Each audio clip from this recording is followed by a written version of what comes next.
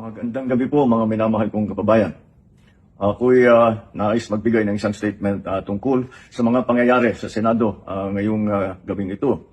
Mga 2 oras kalahati ko na minomonitor ang sitwasyon. At nung una kong nabalitaan na naputukan, ay ang una kong tinawagan ay si Sec. John V. Cremulya ng DILG.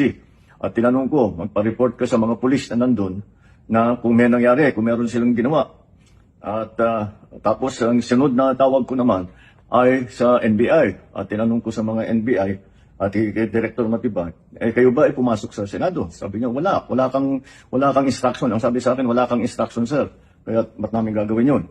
Kaya masasabi ko sa ating mga kababayan, yung nakikita po ninyo na naka-uniforme sa loob, sa mga sa news, ang mga naka-uniforme doon, 2 klase. Yung PNP, police, na naka-duty sa Senado. Naandun sila para bantayan ng Senado, para mag-crowd control, para mag-secure ang Senado.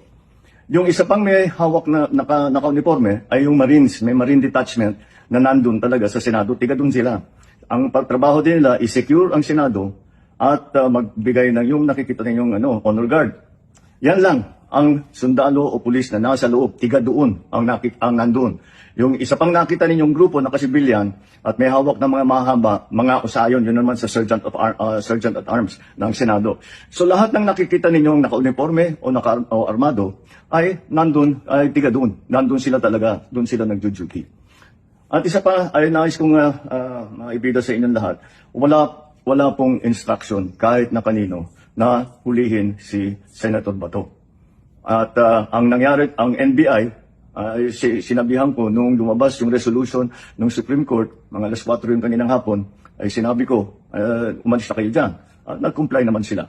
Kaya nung kausap ko si Director Matibag, sabi niya walang NBI doon, nandito lahat kami sa opisina. At ayun po, ay dahil kong mapaalam na sa lahat ng ating mga kababayan, itong pangyayari na ito, ay tayo maging kalma lang po. Nakausap ko na si Senate President Alan Cayetano at nag-agree kami. We agree that the thing to do now is to tell our people all to calm down and we will get to the bottom of this. Alamin natin kung sino ang gumawa nitong gulo na ito. Ito ba ay talagang nagka-inkwentro lang o ito ba ay may kasama sa mga disturb o nagsusimula ng gulo? Kailangan po natin malaman yan. Kaya mag-iimbestiga sabay ang Senado at saka ang PNP tungkol dito. Masasabi ko lang at para hindi po mag-alala ang taong bayan, hindi po gobyerno ang gumawa nito. Walang pumasok na tigalabas na sundalo, na militar, na NBI sa Senado.